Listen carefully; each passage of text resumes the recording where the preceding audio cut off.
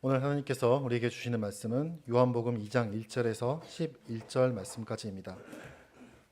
요한복음 2장 1절에서 11절 말씀입니다. 제가 봉독해 드리겠습니다. 사흘째 되는 날에 갈릴리 가나에 혼인잔치가 있었다. 예수의 어머니가 거기에 계셨고 예수와 그의 제자들도 그 잔치에 초대를 받았다. 그런데 포도주가 떨어지니 예수의 어머니가 예수에게 말하기를 포도주가 떨어졌다 하였다. 예수께서 어머니에게 말씀하셨다. 여자여, 그것이 나와 당신에게 무슨 상관이 있습니까? 아직도 내 때가 오지 않았습니다. 그 어머니가 일꾼들에게 이르기를 무엇이든지 그가 시키는 대로 하세요 하였다. 그런데 유대 사람의 정결 예법을 따라 거기에는 돌로 만든 물 항아리 6이 놓여 있었는데 그것은 물 2세 동이들이 항아리였다. 예수께서 일꾼들에게 말씀하셨다. 이 항아리에 물을 채워라. 그래서 그들은 항아리마다 물을 가득 채웠다. 예수께서 그들에게 말씀하시기를 이제는 떠서 잔치를 맡은 이에게 가져다 주어라 하시니 그들이 그대로 하였다. 잔치를 맡은 이는 포도주로 변한 물을 맛보고 그것이 어디에서 나는지 알지 못하였으나 물을 떠온 일꾼들은 알았다. 그래서 잔치를 맡은 이는 신랑을 불러서 그에게 말하기를 누구든지 먼저 좋은 포도주를 내놓고 손님들이 취한 뒤에 덜 좋은 것을 내놓는데 그대는 이렇게 좋은 포도주를 지금까지 남겨두었구려 하였다. 예수께서 이 첫 번째 표징을 갈릴리 가나에서 행하여 자기의 영광을 드러내시니 그의 제자들이 그를 믿게 되었다. 오늘은 본문의 말씀을 가지고 예수님의 첫 번째 표징인 물로 포도주를 만드신 그 사건에 대해서 한번 생각을 해보고자 합니다. 결혼식입니다. 배경은 여러분들은 결혼식에 가고 싶습니까? 아니면 장례식에 가고 싶습니까? 둘 다 인생의 무덤입니까? 일본의 이제 결혼식 문화가 보면 초대를 받아도 부담을 느끼는 사람들이 많더라고요. 왜 그런가 생각을 해보니까 부조가 한 적어도 3만 행을 돌고 간다 이렇게 이제 이야기를 해요. 하고 시간도 이제 많이 걸리고 하니까 결혼식 초대 안 받으면 얼굴 표정은 섭섭한 표정을 하면서 속으로는 아유 다행이다 뭐 그렇게 이제 생각하는 사람들도 있다고 이야기를 듣습니다. 어찌 보면 결혼식이라는 것이 축하하고 참 즐거운 자리인데 잔치 자리인데 상대방에게 부담을 준다면 뭔가 잘못된 것이 아닌가라는 생각이 좀 들어요. 요즘은 한국도 뭐 코로나 때문입니까? 뭐 스몰 웨딩이라 하더라고요. 스몰 웨딩. 뭐 작은 사람들만 결혼하는 게 아니라 결혼식을 좀 이렇게 간소하게 하는 것을 이야기합니다. 그래서 간소하게 해서 어떻게 가족들만 이제 모여가지고 결혼식을 거행한다. 뭐 이런 이야기를 하더라고요. 좋은 건지 안 좋은 건지 여러분 어떻게 생각하는지 모르겠지만은 결혼식 참여하는 것이 뭐 금전적으로도 시간적으로도 다른 사람에게 부담을 준다면 우리 사실은 이제 뭐 오는 사람들에게 기쁨을 주기 위해서 잔치를 하는 것인데 뭐 부담을 준다면 현대인들에게 그것도 한 방법이 아닌가라는 생각이 뭐 들기도 합니다. 하지만 옛날에는 안 그랬죠, 그죠? 옛날에는 결혼식을 하면 동네 잔치였어요, 동네 잔치. 옛날에는 뭐 스마트폰이 있습니까? TV가 있습니까? 동네에 누가 결혼한다 이러면 뭐 저도 그만큼 옛날 사람은 아니지만은 온 동네가 다 음식을 하고 음식 막 냄새가 퍼져나가고 뭐 누구나 다 가서 밥을 먹고 오고 막 그런 결혼식 문화가 있었지 않습니까? 우리가 잘 먹지 못하고 또 삶 속에서 많은 그러한 재미를 느끼지 못하는 재미있는 것들이 없을 때에 과거에는 그러한 결혼식이 있지 않은가 생각을 또 돌아보게 됩니다. 유대인들의 결혼식도 보면요, 유대인들이 한국 문화하고 비슷한 점이 참 많아요. 인심이 좋은 것 그런 것도 그렇고 뭐 누구나 다 나그네들 대접하는 마음들 참 이 정도 많은 그런 부분들도 비슷한 점이 많습니다. 가보니까 그렇더라고. 가보니까 한국 사람하고 비슷한 부분들이 있어요. 버스 탔는데 버스에서 조금 약간 좀 곤란한 야 어떡하지 곤란한 표정을 지으면 일본에 이런 전철 탔을 때에 곤란한 표정 지으면 동경인 분들이 와서 무슨 일입니까? 뭐 힘든 일 있습니까? 물어보는 사람 있습니까? 없잖아요, 그죠? 우리가 이렇게 말 걸기 전에는 잘 없지 않습니까? 근데 거기 이스라엘 가니까 유대인들은요 버스에서 조금 약간 코마루한 얼굴을 해도 와서 옆에서 주위에서 다 말 걸어요. 뭐가 어렵냐고 하면서 우리도 잘 그러지 않습니까? 잘 안 그럽니까? 한국 사람들 조금 비슷한 문화가 많이 있는 것 같습니다. 유대인들이 이 당시에 결혼식을 일주일 적어도 일주일 정도 결혼식을 했다 하더라고요. 그래서 결혼식이라는 것이 계속 식을 하는 것이 아니라 잔치를 하는 것이죠. 잔치를 사람들이 와서 또 식사하고 또 포도주 마시고 서로 즐기고 춤을 추고 막 그런 잔치를 했다라고 우리가 생각을 해볼 수 있겠죠. 갈릴리 가나의 잔치가 혼인 잔치가 벌어졌다라고 이야기를 합니다. 1절 보니까 사흘째 되는 날. 뭐로부터 사흘째 되는 날입니까? 앞에 1장 마지막에서부터 사흘째 되는 날이겠죠, 그죠? 앞에 예수님께서 5명의 제자를 만나시고 갈릴리로 가야겠다라고 그렇게 갈릴리를 향했다라고 말했지 않습니까? 예, 그때에 43절 보시면 1장 43절에 다음날 예수께서 갈릴리로 떠나려고 하셨다. 그리고 제자들을 만나셨는데 5명을 만나시고 난 다음에 갈릴리로 이제 가시는 그 스타트 해가지고 나다나엘을 만나시고 그 이후에 사흘째 되는 날이란 말이죠. 맞습니까? 요한복음은요, 뭐 다른 복음서는 안 그런데 요한복음은 그래도 시간 순으로 중간에 시간을 많이 띄워묻는 건 있지만은 그래도 시간 순으로 기록되어 있습니다. 그렇기 때문에 앞에 일이 있은 그로부터 사흘째 되는 날이라고 할 수 있어요. 예수님께서 제자들을 만나시고 유혹을 받으시고 세례를 받으시고 이런 일들을 요단강에서 세례 요한이 사역했던 그 주위에서 엄밀히 말하면 갈릴리 지역이 아니고 엄밀히 말하면 유다 지역이죠. 남쪽에 유다 지역 가운데서도 약간 북동쪽 요단강 근처에서 사역을 하셨는데 거기에서 갈릴리 가나까지 거리가 약 100km에서 120km 정도 된다라고 말합니다. 이런 100km에서 120km를요. 지금은 차로 가면 1시간 만에 가겠지만은 이 당시는 주로 사람들이 걸어 다녔어요. 뭐 돈 있는 사람이야 뭐 나귀를 타고 막 이렇게 다녔겠지만은 주로 걸어 다녔단 말입니다. 걸어가면 며칠 걸릴까 여러분 그럼? 가다 죽습니까? 다리가 아파가지고. 걸어가면 보통 그래도 한 30km는 걸을 수 있을 것 같아요. 하루에 35km 많이 빨리 걸으면 우리보다 더 잘 걸었을 거니까 뭐 30에서 40km 걸었을 거예요. 그렇게 생각하면 3일 만에 갈릴리 가나에 가지 않았을까라는 생각이 듭니다. 어쨌든 예수님께서 그곳을 떠나가지고 갈릴리로 향해서 사흘째 되는 날 갈릴리 가나 혼인 잔치에 도착한 것입니다. 예수의 어머니 누구죠? 마리아죠. 마리아는 거기에 이미 계셨고 예수와 그의 제자들도 그 잔치에 초대를 받았다. 예수님은 분명히 초대를 받았을 거예요. 왜냐하면 마리아가 보십시오. 마리아는 3절에 포도주가 떨어지니까 마리아는 이미 알았습니다. 포도주 떨어진 것을. 예수님께 말합니다. 포도주가 떨어졌다 얘야 라고 말하는 거예요. 그럼 잔치에 중간에 포도주가 떨어지면요 주인이 손님들 알게 할까요? 모르게 할까요? 모르게 해야 돼요. 이거 주인으로 보기에는 조금 부끄러운 일이지 않습니까? 잔치가 한참 벌어지고 계속 해야 되는데 포도주가 떨어지면 잔치 끝이거든요. 주인은 숨기고 싶고 어떻게 하든지 간에 포도주를 확보하려고 할 거예요. 근데 마리아가 그 사실을 알고 있다는 것은 마리아가 이 잔치와 그래도 연관이 깊은 그러한 관계의 사람이다라는 것을 생각할 수 있어요. 그래서 이것을 적시 알고 이 자기 장남인 예수님에게 이야기하시잖아요. 마리아가 초대를 받았고 중요한 자리에 있으니까 예수님도 당연히 초대를 받았던 걸로 우리가 생각할 수 있습니다. 다른 제자들은요. 이 제자들은 5명 제자들 아닙니까? 같이 이제 온 제자들. 5명도 제자들이 초대를 받았다. 뭐 이것도 좀 사실 좀 이상해요. 갈릴리 가나에서 잔치가 벌어졌는데 제자들은 갈릴리 가나 사람입니까? 자, 베드로, 안드레, 요한은요. 적어도 아마 가버나움 사람이 살고 있었을 거예요. 가버나움 출신은 베세다 출신이지만은 빌립과 같은 가버나움에서 살았다는 것이 성경에 나오기 때문에 가버나움. 그리고 빌립은 베세다 출신. 베세다가 집이고. 그리고 나다나엘은 가나다 그죠? 가나. 제가 1부터 잘못 말했네. 다시 정정을 해야겠네. 나다나엘은 가나 사람이에요. 요한복음 20장입니까? 21장입니까? 보면 나오죠. 뭐 나다나엘 정도는 초대받을 수 있겠지만은 저 가버나움이나 베세다는요. 가나에서 좀 떨어져 있는 곳이에요. 가나는 약간 산 동네예요. 산 동네. 그리고 가버나움과 베세다는 갈릴리 호수에 접해 있는 도시예요. 호수의 약간 북쪽 중앙에 있는 도시. 그래서 갈릴리 가나 잔치 동네 잔치니까 동네 사람들 이렇게 뭐 초대한 것은 이해가 되는데 설마 베드로, 안드레, 요한까지도 빌립까지도 초대를 정말 받았을까? 막 이런 생각이 막 들기도 합니다. 하지만 그렇게 받았을 가능성도 있고 그리고 예수님께서 초대를 받았기 때문에 예수님께서 어머니 마리아에게 내 제자들 5명 같이 갑니다 라고 말해도 초대를 해줄까 안 해줄까요? 초대를 해주죠. 지나가는 나그네도 다 밥 먹고 가라 할 그런 잔치인데 5명 같이 갑니다. 그래 같이 와.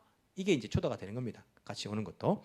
그러니까 이들도 초대를 받았다라고 할 수 있죠. 포도주가 잔치 중간에 이제 떨어진 겁니다. 자, 포도주가 떨어졌다는 것은 잔치가 첫날이다 아니면 좀 시간이 지났다? 잔치 오늘 벌렸는데 오늘 포도주가 떨어지겠습니까? 적어도 일주일분 준비한단 말입니다. 잔치가 일주일 가기 때문에 어느 정도 잔치에 이제 무르익는 거죠, 그죠? 그 잔치가 그 잔치 계속 예수님과 제자들도 있었던 것입니다. 예수님 그 잔치에서 뭐 했을까요? 그름하게 이렇게 뜩 앉아가지고 얘들아 가서 먹을 거 가져오너라 뭐 이렇게 하셨을까요? 뭐 하셨을까요? 제자들과 함께 이야기도 나누시고 주로 이 문화가 춤추고 기뻐하고 이런 것이니까 예수님 춤을 추실까요? 같이 그죠 잔치 안에서 예수님이 그름하게 뭐 이렇게 앉아가지고 그렇게 하기보다는 잔치에 참여를 했겠죠. 그 기쁨에 함께 했을 것입니다. 그리고는 포도주가 이제 떨어진 거죠. 잔치가 한참 무르익었던 며칠이 지난 그런 시점입니다. 그래서 이제 마리아가 예수님께 포도주가 떨어졌다 이렇게 말하는 거예요. 사절에 예수님께서 어머니에게 마리아에게 말합니다. 여자여, 여자여, 그것이 나와 당신에게 무슨 상관이 있습니까? 아직도 내 때가 오지 않았습니다. 자, 여자여 그렇게 이제 이야기합니다. 밑에 우리 이제 세 번역에는 어머니는 나와 무슨 상관이 있습니까?라고 번역할 수 있다고 했는데 원어에 보셔도 어머니란 말이 아닙니다. 이것은 그냥 여자여라는 뜻입니다. 조금 우리가 좋게 해석하면 조금 여인을 높여 부르는 부인이여 이 정도는 우리가 이제 해석을 할 수 있어요. 하지만 어머니란 단어를 쓰지 않아요. 여인이여, 여자여 이렇게 이제 부르는 거예요. 만약 여러분 자식들이 여러분 엄마에게 여자여, 나와 무슨 상관입니까? 저리 가세요. 이렇게 말하면 여러분 기분이 어떻겠습니까? 저게 미쳤나? 뭘 밥을 잘못 먹었나? 저게 아침에 밥 잘 먹고 엄마한테 왜 저러지? 병원을 데려가야 되나? 함부로 야단치기도 힘들어요. 뭐 머리가 이상해졌나? 예수님께서 왜 여자여라고 불렀을까요? 학자들이 여러 가지 연구를 하면서 이제 답을 막 내놓는데 막 시원한 답은 없습니다. 제가 생각하기에 이건 성경에 나온 건 아닙니다. 제가 그냥 이렇게 묵상을 하면서 생각해 본 게 뭐냐면 여러분이 제가 하는 생각은 그냥 받아들여도 되고 그거도 돼요. 성경에 나와 있는 게 아니니까. 예수님께서 공생애를 시작하시면서 집을 떠나시는데 세례 받으시고 유혹 받으시고 제자들과 함께 왔다 갔다 하고 하는데 며칠 걸렸을까요? 적어도 2달은 걸렸을 거예요. 안 그렇습니까? 유혹 받는데 40일 금식을 하셨으니까 세례 받으시고 왔다 갔다 하는 것도 보니까 일주일 걸리네요. 보니까 제자들 만나시고 하룻밤 같이 제자들과 이야기 나누시고 막 다 하면 적어도 50일에서 한 2달은 걸렸을 거예요. 예수님께서 나사렛이라는 그 집에서 집을 떠나게 되는데 2달 동안 집을 비우는데 밤에 몰래 나왔을까요? 아유 우리 어머니 또 보면 장남이 어디 가냐? 아버지도 안 계신데 뭐 요셉은 이미 죽은 걸로 이제 생각하거든요. 왜냐하면 요셉과 은연한 부분들도 없고 예수님 십자가에서 자기 어머니를 요한에게 부탁하지 않습니까? 너희 어머니다 하면서 요셉이 없다 이미 죽었다라고 우리가 다들 이제 그것은 동의를 합니다. 어머니가 장남이 집을 나가는데 뭐 나간다면 아버지도 없으니까 난 못 가게 할 건데 내가 야반 도주해야지. 예수님께서 야반 도주했을까요? 가실 때? 아니면 예수님께서 마리아 어머니에게 어머니 요 앞에 좀 갔다 올게요 하고 그리고는 안 보였을까요? 저는 그렇게 생각하지 않습니다. 저는 적어도 공생을 시작하시면서 마리아에게 제 개인적으로 생각하기에 말을 하고 나왔다고 생각해요. 어머니 저는 이제 공생의 공적인 삶을 살 것입니다. 하나님께서 저를 하나님의 아들로서 인간의 몸을 이 땅에 어머니 몸을 실어 오게 하셨는데 마리아도 천사를 만났으니까 그거 알 거잖아요. 낳을 때에 지금부터는 집을 나가서 이제는 내가 어머니의 아들이 아니라 공적인 그러한 메시아로서의 삶을 살 것입니다라고 어느 정도는 이야기하고 저는 나왔다고 생각을 합니다. 그렇기 때문에 예수님의 이제의 삶은요 마리아의 아들로서 사적인 삶이 아닙니다. 이제부터의 삶은 뭡니까? 공적인 삶입니다. 하나님의 아들로서 메시아의 길을 가는 공적인 삶인 거예요. 자, 공적인 삶이라 생각할 때에 마리아는 그냥 한 여인에 불과한 겁니다.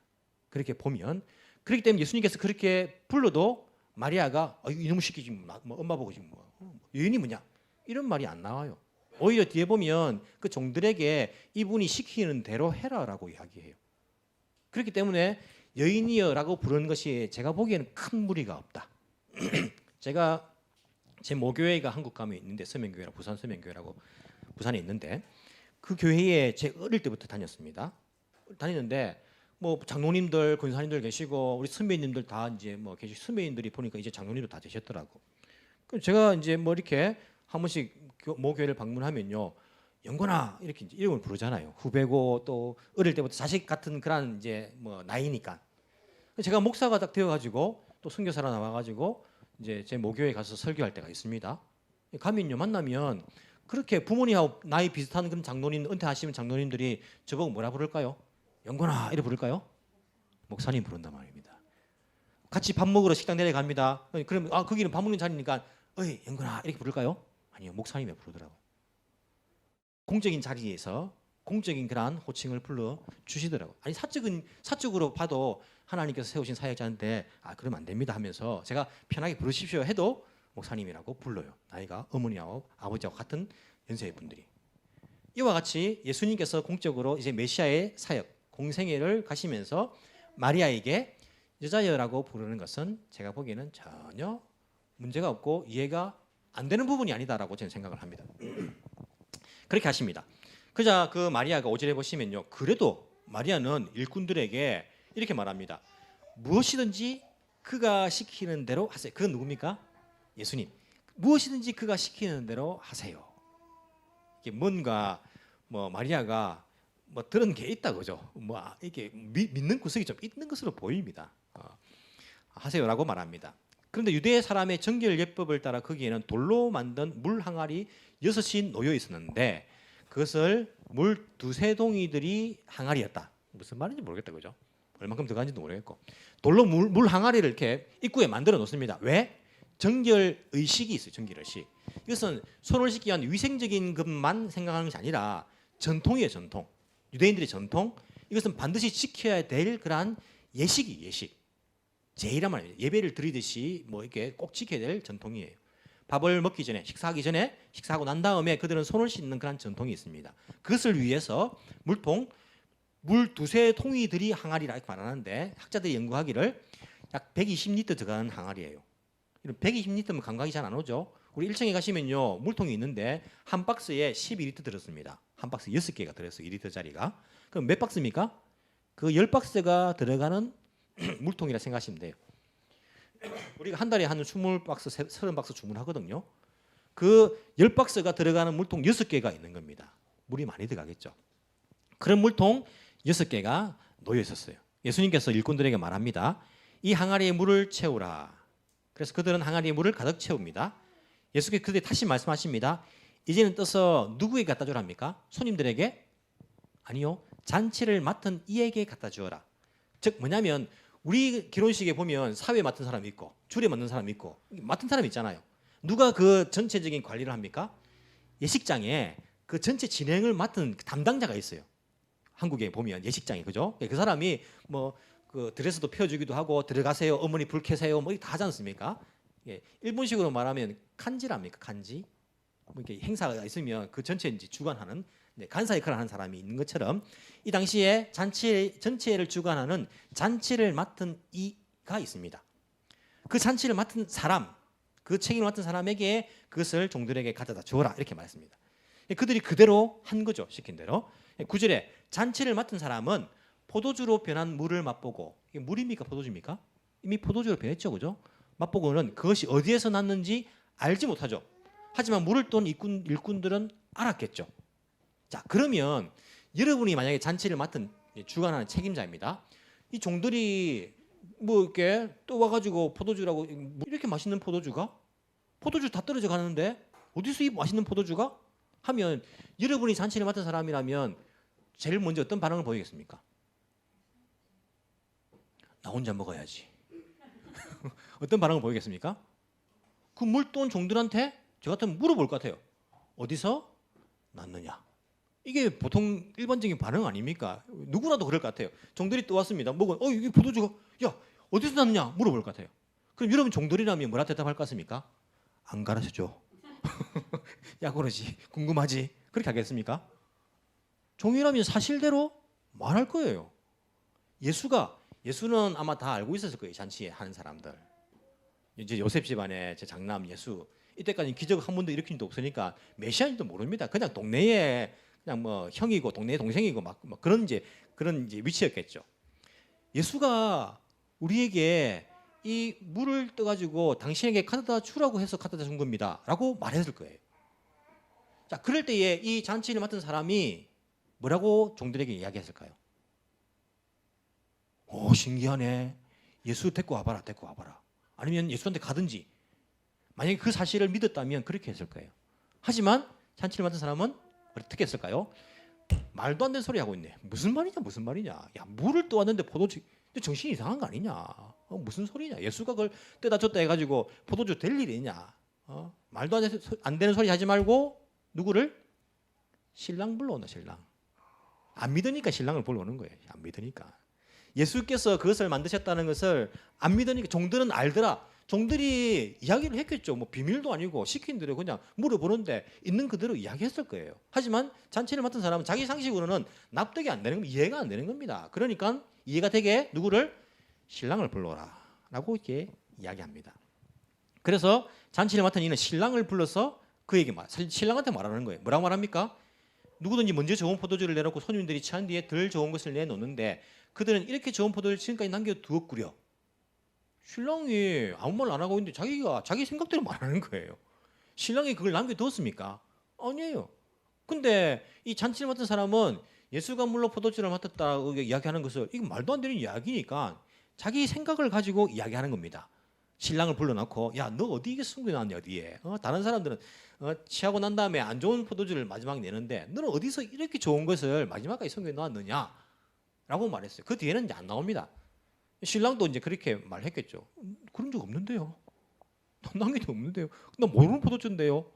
라고 했겠죠. 하지만 이들은 예수님께서 그렇게 하셨다는 사실을 못 받아들이니까 자기 생각으로 그냥 자기가 이해할 수 있는 부분들을 만들어가는 거예요. 예수님께서 우리의 죄를 위해서 십자가에 죽으셨다. 아무리 말해도요. 사람들은 그것을 믿지 않는 사람들은 그냥 자기의 나름대로 이론을 만들어냅니다. 그냥.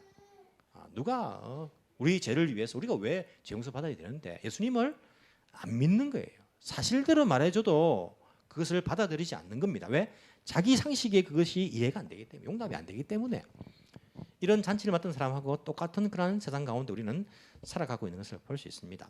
예수께서 이 첫 번 표징을 이것을 기적이라 하지 않고 표징이라 말하죠. 이 표징은 다른 말로 우리가 이렇게 번역을 하면 뭐냐면 화살표라는 뜻이에요. 화살표. 지시하는 지시등이란 말이에요. 지시. 이 표시를 갈릴리 가나에서 행하여 자기 영광을 드러내시니 누가? 그의 제자들이 믿게 되었다. 이것을 보고 믿게 된 사람이 있어요. 누가? 제자들이 믿게 되었다. 제자들은 이 표징을 안 봐도 예수님 메시아이신 것을 이야기하는 가운데에 믿었습니다. 하지만 그 믿음이 온전하지는 않겠죠. 그죠? 근데 이 기적을, 이 이적을, 이 시루시를, 이 지시를, 방향 지시 등을 어디로 가리키면서 예수가 누구인지를 가르쳐 주는 이 기적을 통해서 제자들은 예수님께서 하나님의 아들이시고 메시아인 것을 믿게 되었다라고 이야기합니다. 여러분, 이 결혼식의 주인공이 누굽니까? 보통 결혼식 주인공이 누구죠? 신랑 신부인데 왜 옆에 친구들이 그렇게 화려하게 옷을 입어요? 욕하잖아. 넌 신랑 신부도 아닌데 왜 그렇게 옷을 화려하게 입고 왔느냐? 이거 예의가 아니란 말하잖아요. 주인공도 아닌데. 결혼식은 신랑 신부가 주인공인데 갈릴리 가나에서 일어난 이 결혼식에는 신랑 신부가 주인공이 아니에요. 신랑 신부가 안 나오잖아요. 신랑도 한 번 이렇게 나와가지고 자기 말도 안 나와요. 이름도 안 나오고. 여기 잔치를 맡은 이 사람이 잔치를 전체 주관한 이 사람이 주인공이 아니라니까요. 갈릴리 가나 이 혼인 잔치의 주인공 누굽니까? 예수님이세요. 예수님. 누굴 위한 잔치입니까? 신랑 신부가 아니고 하객들이 아니고 제자들을 위한 거예요. 제자들이 믿게 하기 위해서. 제자들의 믿음을 위해서. 그것을 바라보면서 믿는 그 제자들을 위해서 이 잔치가 벌어진 것을 알 수 있습니다. 예수님께서 그 자리에서 물로 포도주를 만들어 가지고 그 하객들이 더 맛있는 포도주가 나왔네 먹고 마시고 기뻐가 즐거워하고 그게 무슨 상관이 있습니까? 예수님하고. 그게 무슨 상관이냐니까요. 그것이 나와 무슨 상관이 있느냐. 그것 때문에 예수님께서 물로 포도주를 만드신 거 아닙니다. 예수님께서 우리 인생 가운데의 어려운 일들, 곤란한 일들, 물로 포도주를 만들어서라도 그 곤란함을 이기게 해주세요. 우리가 그것을 벗어나고 성공하고 잘 되고 해가지고 주님 보시기에 그걸 위한 거 아니에요. 우리의 그 문제가 해결돼 가지고 시아와세가 되고 막 성공이 되고 막 더 부자가 되고 그게 무슨 상관이 있냐 이거죠. 그렇게 하신 이유는 뭡니까? 우리가 믿게 하기 위해서. 우리 믿음을 위해서. 예수님께서 하신 것은요.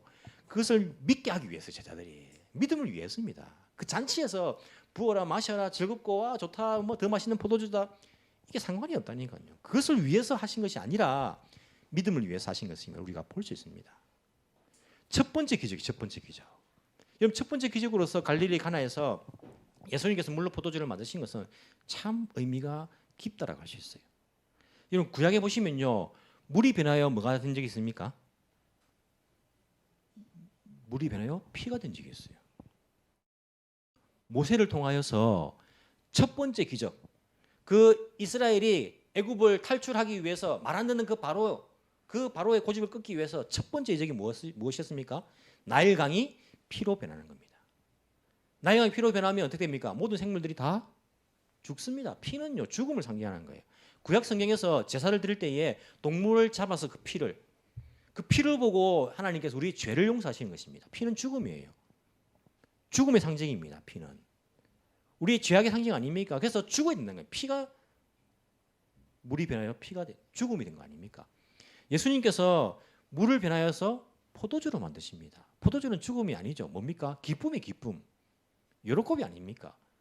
예수님께서 십자가에 잡히시기 전날 제자들을 모아놓고요. 뭘로? 마지막 만찬을 포도주를 드시고 포도주를 가지시고 제자들에게 나눠주시면서 뭐라 하시냐면 이것을 마셔라. 이것은 너희를 위하여 흘리는 나의 뭐라고요? 피니.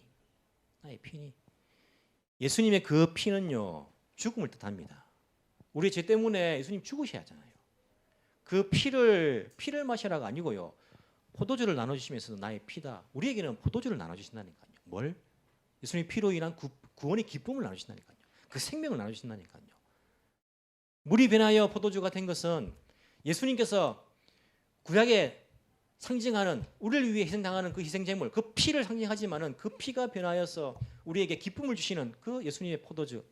우리가 성찬을 받을 때마다 물론 우리를 위해서 십자가에 죽으신 그 예수님의 피를 생각하면 안타까운 마음 들지만은 우리에게 그것으로 인하여서 포도주를 주신 그 기쁨을 주신 걸 생각하면 감사가 넘치는 그런 것이 우리의 성찬 예식이 아닙니까? 물 들어가는 항아리가요 6개 있었다고 말합니다. 6개. 성경은 숫자라는 것이 이 성경을 기록한 사람들이 다 의미를 가지고 숫자를 기록합니다. 마태복음이 나오면 아브라함부터 다윗까지 14대요, 14대요. 다윗부터 이렇게 14대요, 14대. 여러분 구약 성경 세 보면요 14명만 있는 게 아니에요. 근데 그렇게 맞춥니다. 숫자를 상징적으로. 좀 몇 명 빼도 상관없으니까 숫자를 맞춰요. 숫자에 의미를 둡니다. 성경에 특히 유대인들의 문학에서는 숫자라는 것이 어떤 의미를 가지고 있습니다. 7이라는 것이 완벽한 숫자예요. 유대인들의 문화 속에서. 7은 완벽 숫자 아닙니까? 3도 완벽 숫자고. 하지만 6은 어떻습니까? 6은 인간의 숫자다 이렇게 나오잖아요. 6이라는 것은 불완전한 숫자예요. 불완전한 숫자. 이때에 물 들어가는 항아리가 6개 있었습니다. 그것이 물이 변하여 포도주가 된 거예요. 6개가. 하나님께서 이 세상을 창조하실 때에 며칠 만에? 7일 만에 창조하십니다. 완벽한 숫자 아닙니까? 6일 동안을 만드시고 7일째는 뭘? 안식을 하신 거예요. 하나님께서 7일 동안 창조하신 것은요. 이 안식을 위한 것입니다. 안식을 주시기 위해서. 완벽하게 창조 질서를 만드시고 안식을 우리에게 주신 거예요. 하나님께서 안식하셨다. 그렇게 말하는데 우리에게 안식을 주신 겁니다. 하나님께서 뭐 놀고 먹겠습니까? 하나님이 아무것도 일 안 하면 이 지구는 뭐 돌아가지도 않고 우리 숨도 못 쉬는데요.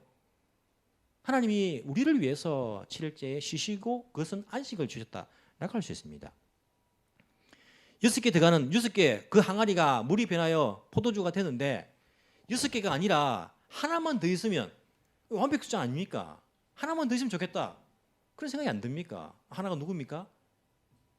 예수님이신 거예요. 우리를 위해서 피를 흘려주시고 우리에게 포도주의 기쁨을 주신 그 예수님이 마지막 7번째 포도주 항아리인 것을 알 수 있습니다. 예수님을 통하여서 우리에게 뭐가? 안식이 주어지는 거예요. 죄로 인하여서 자유롭지 못한 우리 인생들, 영원한 형벌을 받을 수밖에 없는 우리의 운명. 하지만 예수님께서 피를 흘리심으로써 우리에게 그 포도주의 기쁨을 주신 그분 아니십니까? 완벽한 안식을 주신 그 예수님께서 7번째 항아리가 되시는 것들을 우리가 알 수가 있습니다. 물이 변하여 포도주가 되는 것이 뭐 어렵다, 불가능하다라고 생각할지 모르지만은요.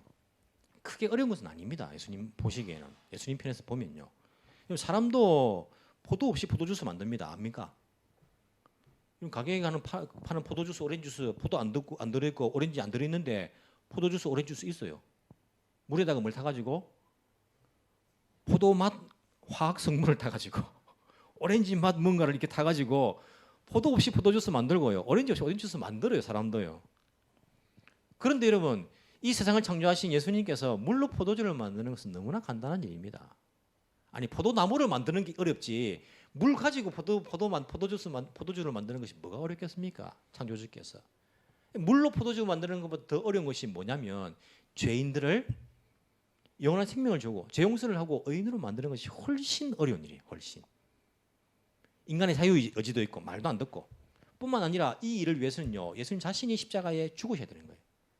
사람이 변하는 것이 훨씬 어려운 일입니다. 물이 변하여 포도주 되는 것보다 주님 보시기에도 우리가 보기에도 우리 한국말에도 성경은 아니지만요 사람이 변하면 어떻게 된다고요? 잘 아시네 그죠? 사람이 변하면 죽는데요. 죽어야 변하는가 봐. 죽어야. 그만큼 어려운 게 사람이 변하는 거예요. 여러분 사람이 변할 수 있겠습니까? 제가 보니까 저도 안 변하고 여러분들도 안 변하고 우리가 안 변하는 것이 얼마나 많은지 몰라요. 제가 전에 한번 말씀드렸죠. 미국의 큰 교회에 유명한 목사님, 내가 이름을 까먹었어요. 그때 막 그 보니까 이름까지 다 나와 있더라고요. 그 목사님이 10년을 목회를 하고 목회를 그만뒀습니다. 목회를 그만둔 이유가 뭐라고 했죠? 자기 10년 동안 설교하고 했는 사람들이 안 변하다는 거예요. 성도들이. 그럼 그만둬야지 하고는 그만뒀대요. 안 변하죠. 저도 뭐 여러분하고는 뭐 이렇게 10년 안 되지만은 목회를 한 지는 거의 25때부터 뭐 목회를 했으니까 부교육자로서 뭐 25년 넘게 이렇게 목회를 해온 거 아닙니까? 사람들이 변할까요? 잘 안 변합니다. 안 변하죠. 그 목사님의 능력으로 사람이 변할 수 있습니까? 없습니다. 사람 어떻게 변할 수 있습니까? 예수님으로 인해서 우리가 변할 수 있는 거예요. 예수님으로 인해서. 예수님 아니면요 못 변합니다. 우리가 어떻게 변합니까? 변할 수 없습니다. 마리아가 참 의미 있는 이야기를 했습니다. 5절에 보시면 그 마리아가 일꾼들에게 말하기를 무엇이든지 그가 시킨 대로 하세요. 그러면 변하는 거예요. 예수님께서 시키는 대로 하면 변하게 돼 있어요. 우리가 예수님께서 시킨 대로 안 하니까 안 변하는 거예요. 예수님께서 시킨 대로 하면요 사람은 변하게 돼 있습니다. 삭개오도 변할까요? 변하지요. 죽기 전에 변했더라고 보니까. 물론 자기를 죽이고 변한 것이지만은 바울도 안 변할 것 같았는데 예수님 만나가지고 변하는 거잖아요. 예수님 시킨 대로 하는 거잖아요. 삭개오 보십시오. 내 것을 팔아서 가난한 사람들이 나눠주고 남에게 손해를 끼쳤으면 내 배를 갚겠습니다. 바울 보십시오. 시킨 대로 땅끝까지 복음 전하는 일에 자기 목숨 바쳐가지고 시킨 대로 하면 변한다니까요. 우리가 시킨 대로 안 하니까 안 변하는 거예요. 안 변하는 거예요. 요즘은 뭘 배우려고 하면 학원 안 다녀도요. 유튜브 보면 다 있더라고 보니까. 뭐 악기 배우는 것도 그거 보면 뭐 기초부터 해가지고 막. 저도 노래하면 오늘도 제 기침 이렇게 하는 이유가 찬양할 때에 또 뭐 휠 받아가지고 찬양을 크게 하면 목이 아파가지고 막 목이 막 기침하고 하는데 저도 막 이게 발성을 좀 배우면 조금 더 쉽게 수월하게 더 할 수 있지 않을까 생각해서 유튜브 찾아보니까 나오더라고요. 발성도 나오고 막 온갖 것이 다 있어요 거기에. 그 보면 그대로 하면 될 것 같아요. 그런데 여러분 그거 봤다고 됩니까? 1년 봤다고 1년 봐도 안 되는데요. 안 되는데요. 왜 안 될까요? 보고 그대로 해야지. 연습을 해야지. 연습을. 그 따라 해야죠. 그냥 보고 있는다 해가지고 될 게 있습니까? 그대로 따라 해야지 되지요. 악기도 마찬가지고 발성도 마찬가지고 운동도 마찬가지예요. 그걸 보고 있는다고 되는 게 아니라 알고 있는다고 되는 게 아니라 그대로 따라 해야지 그게 실력이 늘고 되는 거 아닙니까? 예수님의 말씀 우리가 보고 듣고 뭐 머릿속에 많이 있어요. 얼마나 우리가 많이 들었는데 다 알아요. 뭐. 우리가 물로 포도주 만든 사건 이거 몇 번 들었습니까? 이거 엄청 많이 들었죠. 머릿속에 들어있다고 우리가 변하는 거 아닙니다. 그가 시킨 대로 하세요. 우리가 그분께서 우리에게 말씀하신 그대로 해야지. 따라가야지. 순종해야지. 예수님께서 이렇게 하라면 그대로 해야지 우리의 삶이 변화된다니까요. 안 하니까 변화 안 되는 거야. 안 하니까. 머릿속에 있다 해가지고 지식만 가지고 있다 해서 변화되는 거 아니라니까요. 그분께서 시키는 대로 하니까 물이 변하여 포도주가 되더라니까요. 그분께서 시킨 대로 하니까 죄인이 변하여 새로운 피조물이 되더라니까요. 그분이 시킨 대로 하니까 삭개오가 변하여서 제자가 되고요. 사도 바울이 이전에 그렇게 핍박하던 그 사람이 변하여서 그리스도를 위해서 목숨을 내놓는 사람으로 변화되더라니까요. 그분이 시킨 대로 하세요. 그러면 변화될 것입니다. 아내가 시킨 대로 하지 말고 남편이 시킨 대로 하지 말고 물론 그거 시키는 게 예수님 시키는 거와 똑같으면 따라 해야죠. 부모가 시키는 대로 하지 말고 요즘 부모님들도 그냥 막 자식의 안정을 위해서 뭐 돈 많이 버는 걸 위해 가지고 그것만 강조하시잖아요. 부모의 마음이니까 뭐 이해는 합니다만은 부모 시킨 대로 하지 말고 예수님께서 시킨 대로 해요. 예수님께서 시킨 대로. 그 말씀대로 순종을 해요. 그게 우리 인생 가운데에 가장 좋은 길인 것을, 진리의 길인 것을 우리에게 가르쳐주고 있습니다. 물이 변하여 포도주가 된 사건이 바로 내 속에 일어나기를 원합니다.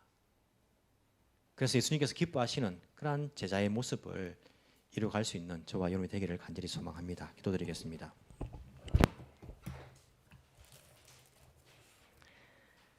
세상을 창조하시고 이 땅에 안식을 주신, 쉼을 주신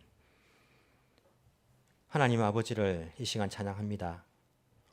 주여, 사람들은 하나님 만드신 이 아름다운 세상을 인간의 죄악으로, 엉망으로 변화시켜 버렸지만 우리 거룩하신 하나님께서 또한 이 세상을 새롭게 변화시키기를 원하신다는 그 마음을 알고 또한 그렇게 하시리라 믿음을 가지고 이 땅을 살아갑니다. 주여, 우리 죄인들이 변화되게 하여 주옵소서. 예수 그리스도의 피로 인하여서 우리가 새로운 피조물이 되게 하여 주옵소서. 우리는 우리의 환경이 변화되기를 참 많이 기도합니다. 지금 내가 곤란을 겪고 있는 이 물이 변하여 포도주가 되어야지 이 어려움을 헤쳐나갈 것인데, 주님, 우리의 주위의 환경들이 변화되게 해주십시오라고 우리가 기도할 때가 많습니다. 주여, 우리의 주위가 변화되기 이전에 나 자신이 먼저 변화될 수 있도록 주께서 은혜를 베풀어 주옵소서. 우리는 상대방이 변화되기를 간절히 또한 원합니다. 내 남편이 변해야지, 내 아내가 변해야지, 우리 자식들이 변해야지, 저 사람이 변해야지, 그렇게 우리가 소망할 때가 많습니다. 주님, 그 전에 내가 먼저 변화될 수 있도록 우리에게 하늘 은혜를 베풀어 주옵시기를 간절히 소망합니다. 예수 그리스도의 말씀을 순종하며 따라갈 때에 우리 존재가 완전히 새로운 피조물로 변화될 수 있도록 성령 하나님 우리에게 성령의 기름 부으심을 허락하여 주옵소서. 물로 포도주를 변화시키시며 죄인을 의인으로 변화시키시는 지금도 살아계신 예수님 이름으로 기도합나이다. 아멘.